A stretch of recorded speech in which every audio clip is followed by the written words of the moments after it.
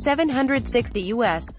President Donald Trump tweeted a threat to countries opposing North America's bid to host the 2026 World Cup, and the global soccer organization FIFA promptly pointed to ethics rules prohibiting any nation from wielding undue influence. The U.S. has presented a joint bid with Mexico and Canada for the right to host the world's biggest sporting event. Morocco has issued a competing bid. The North American proposal has hit stiff resistance because of Trump's travel ban on several Muslim-majority nations, the perception that the U.S. is increasingly hostile to foreigners, and resentment over Trump's reported reference to Haiti and African nations last year as shithole countries. The World Cup host will be announced on June 13 after a vote by all FIFA member nations. On Thursday, Trump touted America's strong bid to host the event, and appeared to threaten that the U.S. might withdraw support from countries that lobby against it. Several European nations, including Russia, France and Belgium, have already announced their support for Morocco.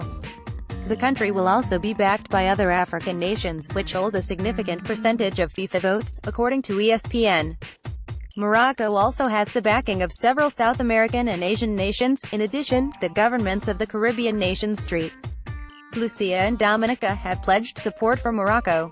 FIFA issued a statement to Reuters saying that while it cannot comment on specific remarks about the World Cup, it pointed to its rules of conduct, which prohibit governments from interfering in national soccer federations and from exerting undue influence on the selection of the World Cup hosts. FIFA's bidding regulations also specifically prohibit anyone affiliated with a bid from making any written or oral statements of any kind, whether adverse or otherwise, in relation to the bids of other member associations. The rules also instruct member associations to reject any attempt to be influenced in relation to their function and obligations as voters. The North American bid so far has the support of 16 voting nations in South and Central America, as well as Saudi Arabia.